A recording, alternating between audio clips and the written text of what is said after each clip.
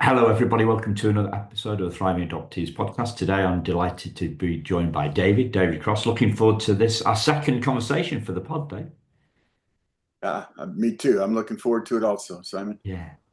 So, when we spoke last time, you said that you were a foster kid. Did you age out? Did you get adopted? How did that? Yeah, I was. So real briefly, my story is my parents both had a role in World War II, and they both, like many people who had those experiences, they they developed alcoholism after returning, and they lost custody of me. And I went into a county home, which was not a nice place at all. And then I bounced around my family a little bit. I had several family members who tried and but just weren't able to do it. And then my grandmother sent me to a summer camp, and the man who was the director of the camp, the program director, uh, learned my story, and his family took me in. But it was an informal arrangement with my grandmother. And so there were never caseworkers involved. The state was never involved. They just took me in and raised me. And when I graduated from high school, unfortunately, that family split up about the same time. And so when I graduated from high school, I kind of was on my own for the most part. So, and I found a way to get through college and, Yeah. yeah. Good on you. What do you think it was that helped you get through college? Because it sounded like a tricky time, right? Yeah, it was tricky. It's interesting. I did a so this I continued. So my dad, the or I call him my foster dad, although technically it wasn't a foster arrangement. It was, but he continued being the director of the camp, and he was an extraordinary individual in a lot of ways.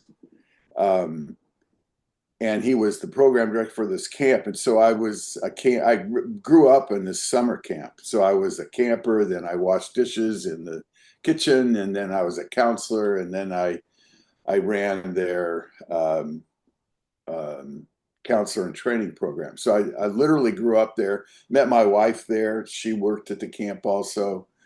Um, and but that community of men, it was an extraordinarily well run camp, and that community of men, I think, had a huge role in my development.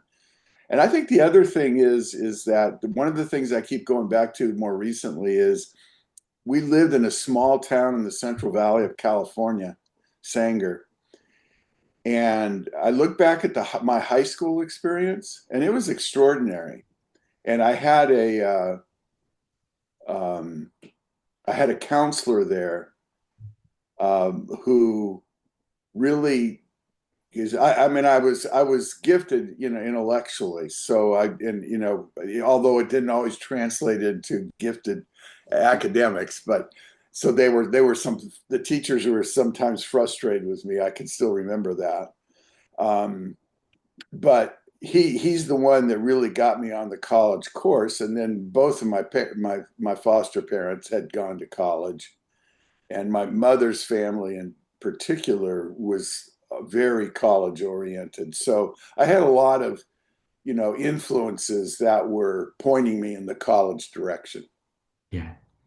And fortunately, then, I mean, in California, you could go to college, uh, almost for free. So I mean, there were a lot of support, and and this is one of the things I think that our country is. I'm gonna get a little political here. Is missing, and now it's so hard for young people to go to college now. But back then, there was a lot more support. Yeah. Yeah. So the community of the camp, Yeah, and so Sure. I started to say, I did this presentation that I've given a number of times on authoritative communities. And it's actually a concept that I'm not sure if you're familiar with it, but No, no. ar- around right at the beginning of the millennium, um, there was a commission put together that focused on the well-being of children, and it was supported by kind of a blue ribbon group of organizations. The Y was one of them, and they and they got together a bunch of folks who were,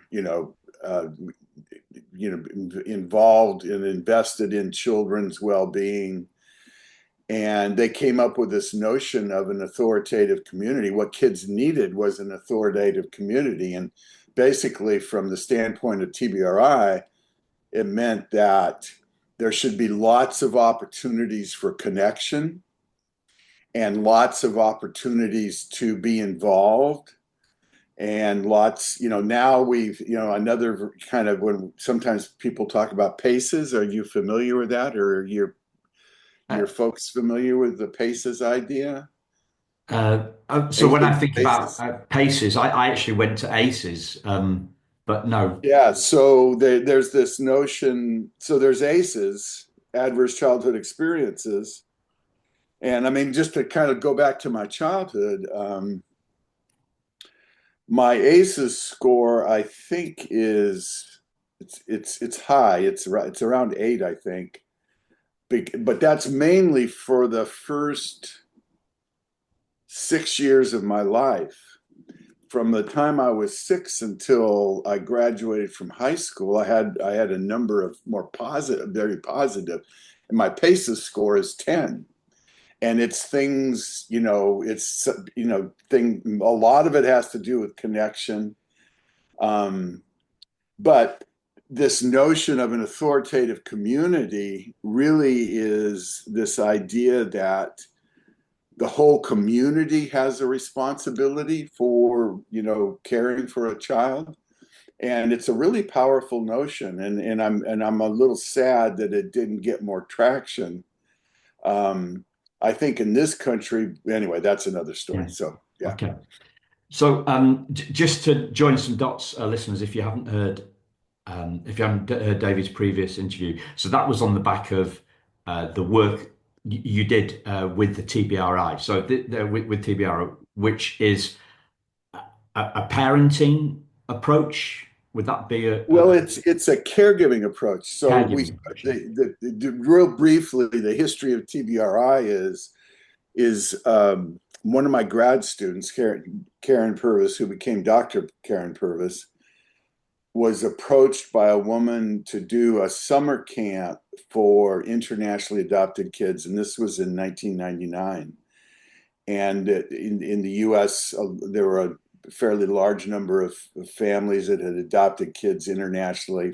Once, from Romania and Ukraine and so on, where kids had been institutionalized, and a lot of the families were struggling, and actually, the original idea of the camp was just respite for the parents. But anyway, it turned out the camp was therapeutic, and it turned out that it was one of the very few things that was therapeutic for these kids.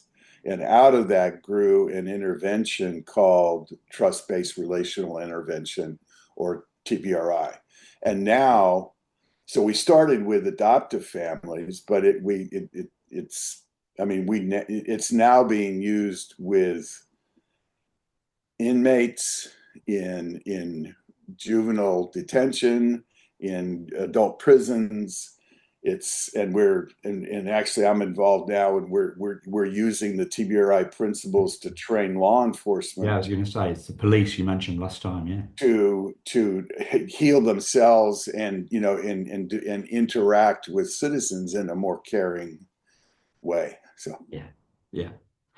So, looking back on all that incredibly rich experience, what does thriving mean to you now, David? Great question, Simon. Um, I think um, I think there's you're probably I'm sure you're aware because thriving is your thing. I think there's a lot of ways to think about thriving, but I the first thing that came to mind was can a person experience joy? Are they experiencing some joy in their life? And I think I, I know for me, a peak experience is when I see a child just gleeful, just joyful. That, but then the second thing that came to mind was I was thinking about Richard Schwartz's The Internal Family Systems, and he's got, and I think you're aware of it because I Oh think yeah, yeah. we talked. I think is it seven C's? Seven Seas, yeah. Yeah, seven C's, um and I was I've really it's really stuck with me how he says he thinks the most important of those C's is curiosity. And I think a person I think a curious person is going to be a thriving person. I just think there's so much about curiosity that's important to the well-being of people. Yeah. So that's Is that's how that I would answer that. that's just it? So out of the seven, you think you would rate that the top one? Would you? Or Yeah, oh and I think it's almost like a pyramid. It's almost like Maslow's pyramid when you look at the C's, and I think curiosity's at the top, and yeah, it depends on the others, but curiosity is yeah, yeah. is it's yeah. Because why? Oh, that's a low blow. Well, I've got my own idea, but sometimes I Okay. think that I should really ask the interviewee the questions, right? Uh-huh. I think I think it's hard. Good. God, why? Um,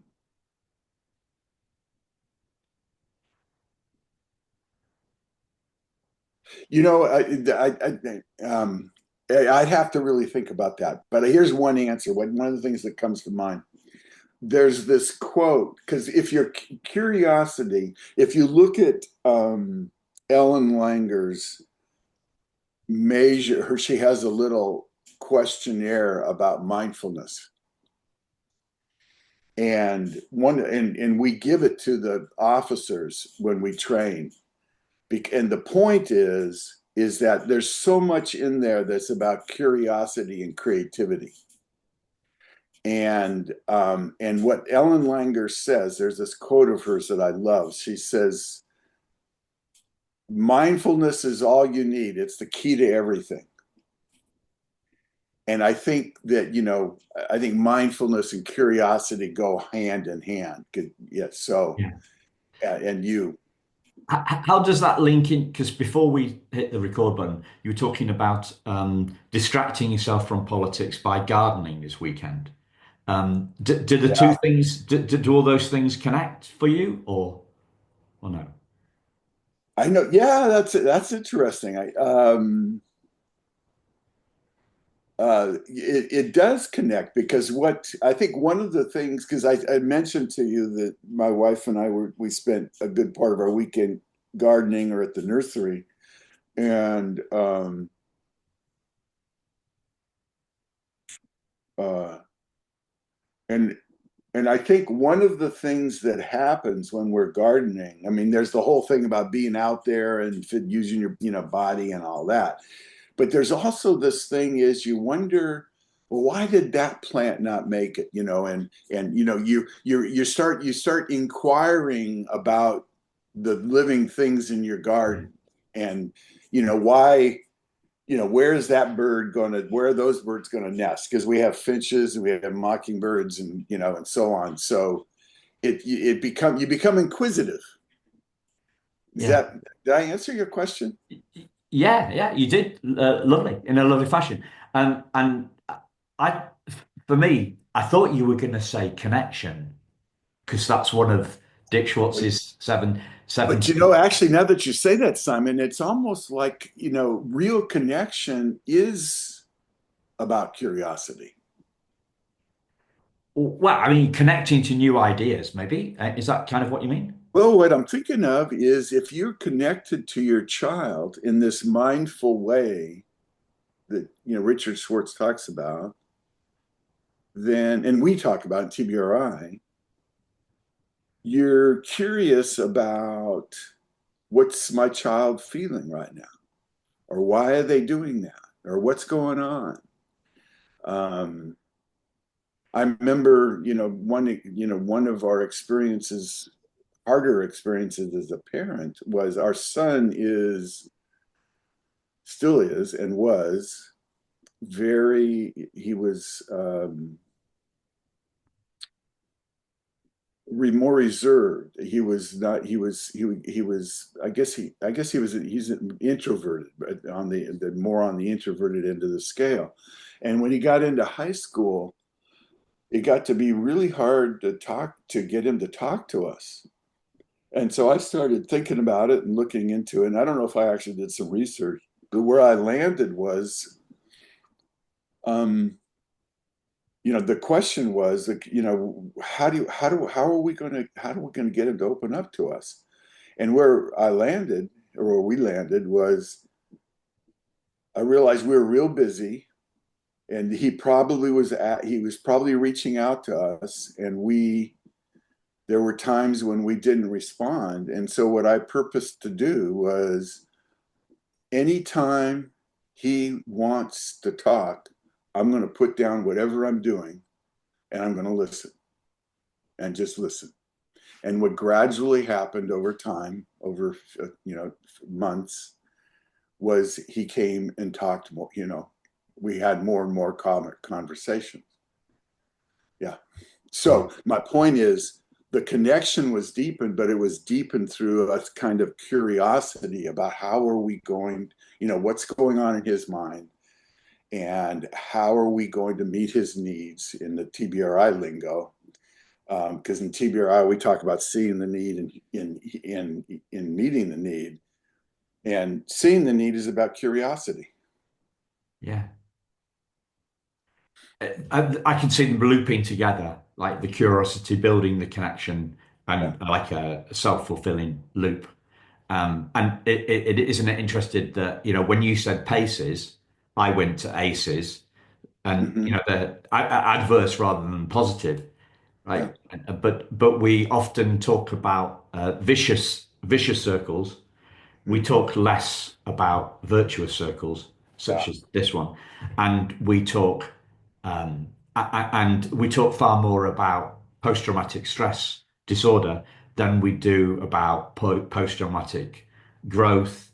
The newspapers are basically trying to scare the bejesus out of us with this focus that they have on negativity.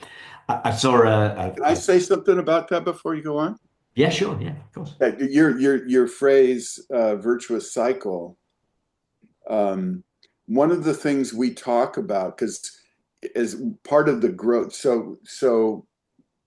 Dr. Purvis, I mean, as time went by, there was more and more interest in demand for our work. And as part of meeting that demand, we created what is now called the Karyn Purvis Institute of Child Development. And as we became more sophisticated, we started not only training people in TBRI, but training in how to implement trauma-informed programs. And one of the things we talk about in that implementation training is what we call virtuous cascades. How just one thing knocks on to another. If you're doing things, I want to say right. I mean right in if you're coming up with good solutions, they're going to foster other good solutions. and sometimes those are cycles, but they're not always cycles. Sometimes they're knock-ons. I'm trying to talk like a Yeah. British person, so Okay. um, I appreciate that. I played rugby, so I know what a knock-on is in Oh rugby. yeah, So of course. Oh, that's what you mean, the knock-on, sense yeah, of knock-on. Okay, yeah, cool. Um, the the other thing about curiosity, going back to that, is like what leapt at for me was curiosity about our own beliefs. yeah, yeah. Where Like, that, like if I think if you are a curious person and mindful, curious anyway, yeah, you might say something or do something, and then you'll step back and go, where did that come from? yeah, And particularly those of us that have quirky histories, then that's yeah, yeah. One of my fascinations. Oh well, before I do that, I just want to tell you why I said what I did, right? Because I guess I'm hoping to focus on you as an individual, rather than the professional and the parenting kind of side. That's one of the reasons I talked about the curiosity and the beliefs. I'm trying to get a little bit under that, under your own stuff. One of my absolute fascinations with Dick Schwartz and in his internal family systems is that he calls it a psycho-spiritual approach. Have you heard him say that? yeah. And that is a really big deal for me. Um, is it, how big of a deal is it for you? It's a very big deal. Yeah, I have. Yes, yeah. I don't know where you want to go with that, but yeah, no, I agree. It's a big deal for me too. It's a big deal. And Okay. and I don't see how in my worldview, I don't see how it could be any other way. Okay. So I'm going to ask the why question again then. So why is it a big Okay, deal for all you? right. Yeah. So, and then, and actually, what it's interesting because it comes back to curiosity. Because I'll just so what I'll do is I'll tell you a little bit about my history, and then I'll tell you about two of my really good friends. The my history was I was I went the foster family I grew up in, attended Methodist church and were pretty active. So I had a kind of a traditional Protestant upbringing. And then I went off to college, and I had this professor, Paul Wienpaul, at the University of California, Santa Barbara, who introduced me to Spinoza. That he had actually written a book about Spinoza, and um, that was a pivot in my life. That was completely transformational. I mean, and it was, I was 18. My mind was seeking that kind of thing, and it completely, and it was completely transformational. And and I, and so Spinoza was huge for me. I've got a little statue of Spinoza on my dresser drawers. And then, What was it about Spinoza? Or what oh, was the insight? What was that's the pivotal insight from Spinoza? well, I think, I mean, that goes on, and I could, we could talk forever about that, but I'll say two things about that. One is Paul Wienpaul. He was the chair of the philosophy department at UC Santa Barbara. And he's a little bit of a controversial character because he was not a traditional um, philosopher. The traditional philosophy is I was a philosophy major before I became a psych major. Okay. The traditional philosophy in the West anyway is pretty analytical, and that's not he. Paul had actually spent time in Japan training, and he was, I don't know, ordained's not the right word, but whatever the term is, as a Zen Buddhist monk. So he's wrote two books, one about Zen and one about Spinoza, and his take was you can't understand Spinoza unless you understand uh, Zen. So the two are fused, and they're fused in my mind. Yeah. And so a lot of my spirituality comes from that, or my worldview comes from that. And so, so anyway, so that's one thing. And the and then partly, I think, because of that, I started a book. I started the book about the time we started to work with TBRI, but then the work with TBRI became so demanding, I put the book down. I haven't had a chance yet to get back to it, but it's about it's it, I hope to get back to it pretty quick here. It's called The Strongest Rope, but it sort of blends together the complexity sciences, um, and then Eastern philosophy, Taoism, Zen, the art of war, and into basically a philosophy of living, I guess you might call it. So, anyway, Yeah. Wow.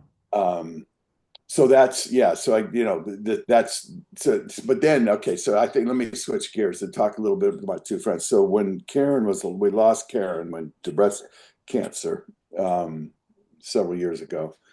But before then, she was raised as a Baptist, and her husband, who she was separated from, or ended up was a minister.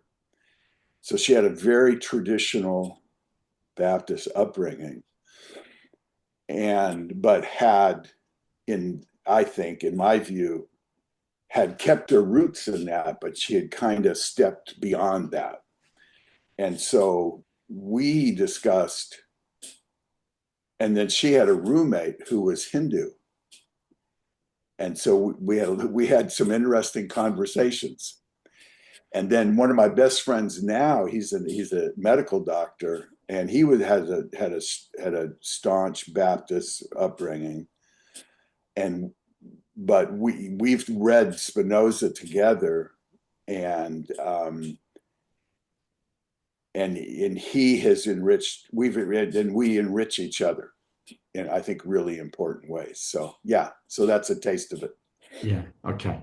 So the strongest rope then, the book that you've been Yeah, that's been on the back burner for the last 20, 25 years. yeah, a long time. But I went back and actually kind of read it again not too long ago, and it still feels pretty fresh to me. So Yeah. So what can you share from the book that still feels fresh to you that kind of relates to this thriving topic? Okay. Wow. Okay. Well, first of all, what the there are yeah. So um, there are three, and I think it's generally accepted that there's three core Taoist texts. One's the Tao Te Ching, Yeah. which I think most people or many Yeah, I've heard people of that. Yeah, yeah. have heard of. And then there's the Art of War or the Bing Fa, which I think a lot of people have heard of. And then the third one, which is not quite as well known, is the Wangzi. The Wangzi of the three is the most profound. It's and there's just a if you're interested, and I'll send you a paper. It's a marvelous paper about that worldview. But anyway, in I've read multiple, and and studied multiple, translations of each of those. In one of the translations of The Art of War, the translator says that he in his, the little thing at the beginning of the book, he quotes from Ecclesiastes about how a rope with three strands is stronger, and it's a metaphor for if you have a rope with a single strand, it can break easily. Two strands is better. Three is best of all. It's a metaphor for working together to solve problems. Okay, we're stronger if we're connected, and he used it. The reason he drew upon that metaphor for the art of war was that there are so many really powerful principles that are articulated in the art of war that the whole thing together is the strongest rope. Yeah. And one of those principles, and what kind of in a way, what got me going on it was, well, that's not true actually. But anyway, one of the things I saw in it was a lot of the reason TBRI works is the principles are articulated in the art of war. For example, Sun Tzu says, he's really clear that fighting is a last resort. So arguing, coercing is counterproductive in the long run. And a lot of people think that there's this movie, The Art of War, which just drives me crazy because it's all about fighting, and it's all, I couldn't watch it. It was horrible. That's not what Sun Tzu was about at all. He was about winning, and winning is, and in Sun Tzu's point of view, is mostly about preserving the whole. And so you can translate it directly to a family. How am I as a parent going to preserve the whole that is my family? Well, fighting is, sometimes we have to be strong and we have to do things that, are hard, but usually the best route is to try to do something indirectly. So and there's just so many things, like, for example, the whole idea of prevention, you can find that principle in the art of war. And so one of the strategies we taught parents was, we had kids who had, food was such an issue because they didn't always have access to food. And so one of the strategies Karyn would teach adoptive parents was to let a kid take like a granola bar and hold it, put it under their pillow, so they know they had food if they needed it, then, but that's not confrontational. That's sort of what Sun Tzu would call an indirect approach, that to non-confrontational approach that, and it's what Wendell Berry would call solving for pattern too. Yeah. Wow. So the strongest rope then is all about connection. It starts with first, yeah. I mean, it starts with the question. It deals with, there are some. Well, yes, it's about more than connection. I mean, like, say, for example, the first part of the book, and it kind of goes back to when we were talking about virtuous cycles and virtuous cascades. The first part of the book, the title, I think it's called How Things Work. And in Taoist philosophy, there's a concept. I'm not sure I'm going to say this correctly. Zhiran, It's Ziran, and it's an idea about how it has two aspects. One is about how in the world things are constantly flowing, and the present moment flows into the next moment, and that's just going on and on and on. And there's a wonderful quote by Gregory Bateson. He says, "We don't know enough about how the present flows into the future," or something like that. And but it's a very process oriented worldview.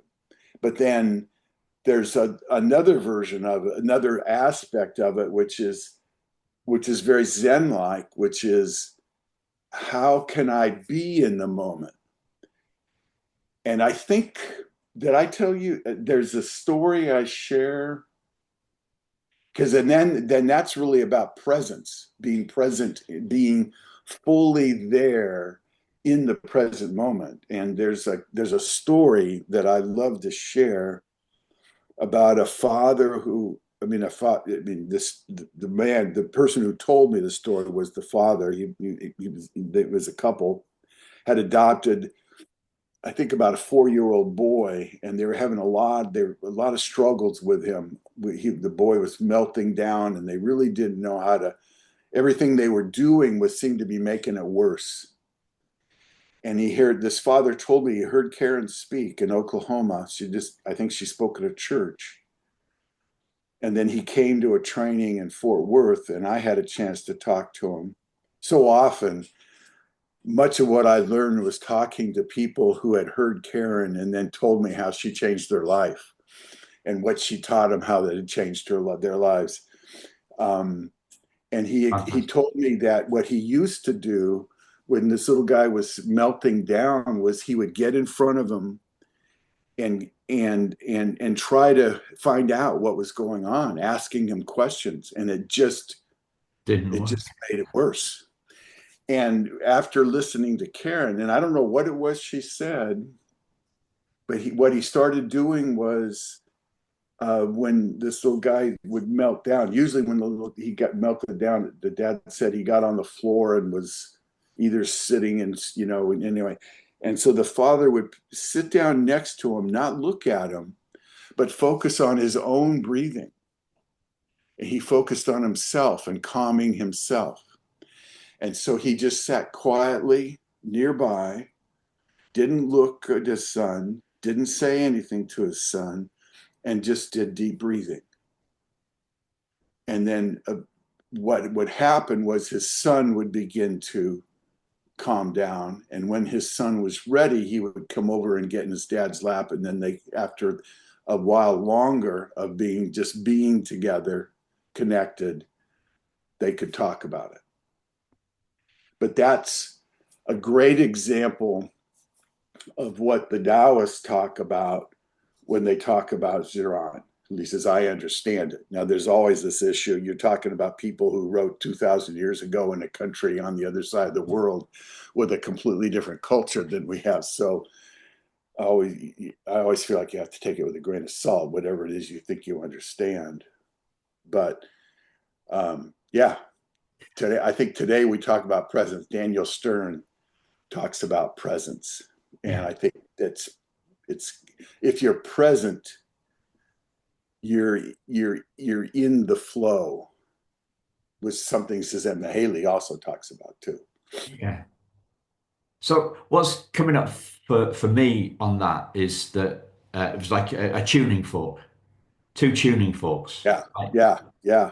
Ah, Yeah. good. I like that. Yeah, Yeah. So if if the uh, if the parent takes the breaths, or the other person takes the breath, slows it down, a deeper resonance, and stays in that space, then eventually something calms within the the kid, because they go to our they go to our level, our energy level, and then you're into peace, uh, rather than trying to um, rather than trying to fight anger, fight feelings with logic. You know, why are you doing that? I don't know why you're doing Yeah, that. You know, it's just I've seen it in the no, I've heard it. I've heard it in the swimming pool when the in the changing rooms and the kids having a meltdown um, in the cubicle with the parents, and I'm hearing it from with the dad from the other side, and the kids having a meltdown, and the dad says, "Why are you having a meltdown?" You know, like, I'm laughing to myself, you know, because it's about that tuning, and from that I get to I get to a bigger question about, well, how can we how come that works, right? How come that works? Two physical entities that aren't touching each other get to some point of peace, um, that's a and great question. which would be, you know, we're one whole. You know, connection is at a physical level. Spiritual isn't. You talked about transformational. So transformational. One definition I've heard of transformation is beyond form, like beyond form, i.e., like transport is beyond the port. Transformation is beyond form. Right, So right, we've on one level, dad and dad and son are two different beings, two different human beings. On another level, they are connected and they are one, because as the French Jesuit guy said, we're not 7 billion human experience having one human. Yeah, sorry, we're not human beings having a spiritual experience with spiritual being, or a spiritual being, one whole spiritual being having 7 billion different human experiences. So on the oneness, it is just whole. We are whole, and that wholeness allows us to synchronize energy levels, anger levels, peace yeah, levels across. yeah. One of the um, for me, one of the, I guess, touchstones about this is a gal named Ruth Feldman. I think she's in Israel. She's in academic, and she's done a lot of the really good, more recent good work on attunement between young children and parents. And it's pretty remarkable stuff. It's clear, yeah, that it. And I like your tuning fork, metaphor. It's there's um, yeah, yeah, Yeah, yeah, that coming into our level. We're leading.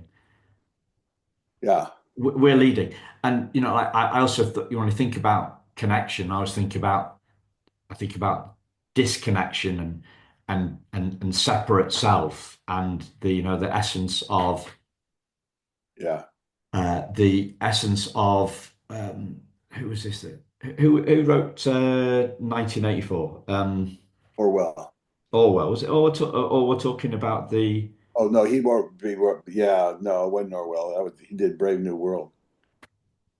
Well, I always get them mixed up, so I'm not a reliable source. yeah the essential the essence of all these different religious traditions is the what some people call the perennial philosophy, which is based on oneness Uh-huh. and wholeness, and the apparent illusion of the separate self. And for me, this is goes, we go back to curiosity about beliefs, is our curiosity about the belief of are, who we are, right? So are we one spiritual being, or are we, one spiritual being, or part, or one thread of the three strongest ropes, or are we a separate self and feeling separate and alone and isolated and different and That's interesting, Simon. spare and I didn't scared know and about that. vulnerable and weak and angry about all that. Right. Yeah, and it's yeah, wow. Um let me go back. I think that's really interesting. There's a thought I had I'm going to rewind a little bit. So when I told you the story about the father and the son, and you said there was one of the things you said, how was it? You posed a question, was why did that work? Why were they able to connect? Why were they able to rediscover their oneness, if you will? And I think there's two ways to look at that. One is through in the training, and we talk in this, we get this idea from Dan Siegel, which is that the difference, we talk about the upstairs brain, which is the cortex, which is our rational thinking brain, and then the downstairs brain, which is our emotional brain. And when that little guy, one way to when he's melting down, he's in the downstairs brain, he's flipped his lid in Dan Siegel's terms, but the dad's trying to talk to his upstairs brain, which isn't functional, so it's not going anywhere. When the dad focuses on his downstairs brain and in calming his lid down, that can allow for the connection to occur. So I think we have to calm. So one, It's feeling to feeling rather than feeling to logic. yes, yeah, yeah, and and we one thing we talk about in our training is when you have two people upset, you have amygdalas talking to amygdalas, and that requires a different kind of language than and certainly not a verbal language for the Yeah. most part. So that's sort of one way to think about that. And another way to think about it is we have what we call the TBRI mantra, and it goes, stay calm no matter what. That's the first line. And that's basically what the father did. And so the second line is see the need behind the behavior, but you can't do that until you get connected, until you both are calmed down, or at least until you are, and then meet the need, find a way. So, but it starts with um, getting to calm or staying calm, and it's in those calm states or even joyous states. This is one of your colleagues, well, one of the academics at the University of Edinburgh, I think he's retired now, Colin Trevarthen. One of the things I love about his work is he talks about the joy, the shared joy with a parent and a child, and that's a bridging experience, a connecting, a very rich connecting experience. Yeah. The joy and connection Yeah, but you know, yeah, and I think that and wholeness and oneness rather yeah, than and separation. it's always in the context of experience. Yeah, it is an experience. It's Yeah, not it's it's a not a shared thought. experience. Yeah. Yeah. So I when I think about this, I think of it as I can experience is like a bath rather than a handshake. Oh, yeah. Oh, that's cool. It's emerging. It's emerging. Yeah. Like my most healing moment was a feeling of absolute oneness, wholeness, merging of selves into oneness with my birth mother. Mhm. Um, reading a letter that she'd written 40 years before, well, 50 years before I wrote it, and at 10 years, 10 years before, sorry,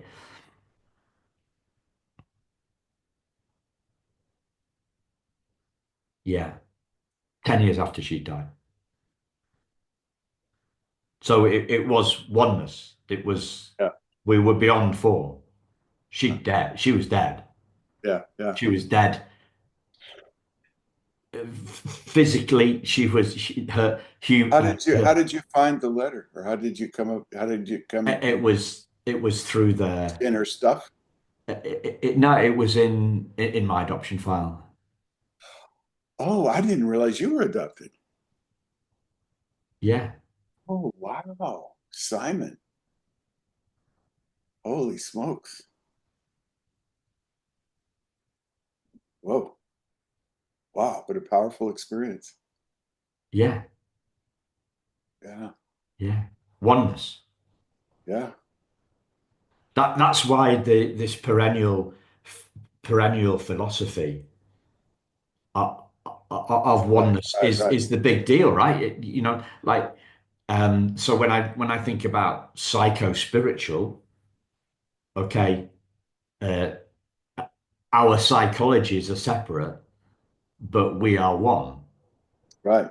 Well, go back to Paul Wienpaul, my philosophy professor, in his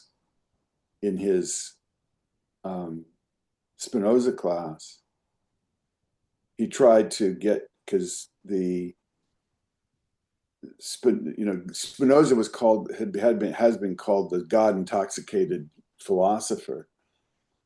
Um, but what uh, Wienpaul taught us, or what he said, the metaphor he used was that for Spinoza, being or God was being, and which goes back to Giron, because being is always, it's in process, it's always spontaneously moving forward or moving.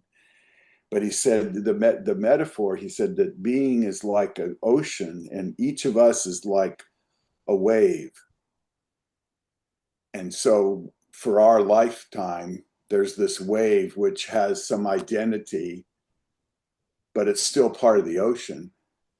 And then when we pass, the wave goes back, I mean, it basically goes flat. So, but we're Yeah, still part of the and ocean. I And heard that metaphor about 8 hours ago from my favorite teacher. did you really? I've never heard it. Used by who is this? So this is a guy called Rupert Spira, who is Uh-huh, a non-dual teacher. uh-huh. So the word perennial philosophy comes from him quoting somebody else. Okay. When we're done here, would you send me like a link or something, or that? Sure. Yeah, it sounds like a guy I'd be interested in. Yeah. I'd already figured that that might be the case. So, we're coming close on time here, David. Is there anything else you'd like to share before we wrap up? Well, I mean, it's a lot of fun. I really enjoyed this. I hope that others enjoy it also.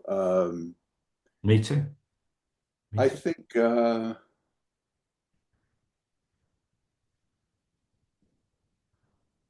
yeah, I guess the only other thing I'd say is that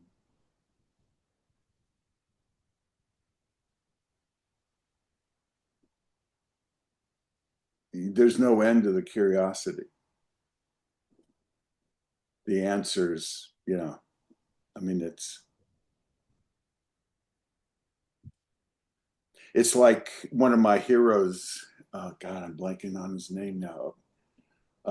Mayer. He's a biologist. He passed when he was 100, and he was working on his 50th book.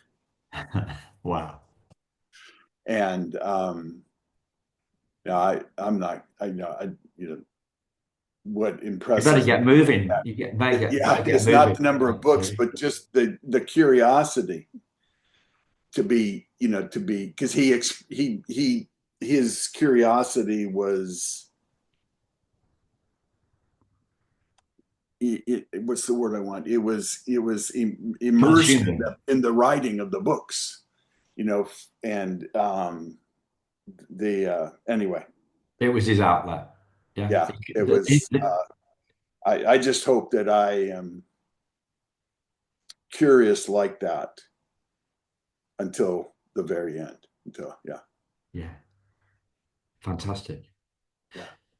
Thanks, David. Thanks, listeners. We'll Thank speak you, again Tom. very soon. Take care.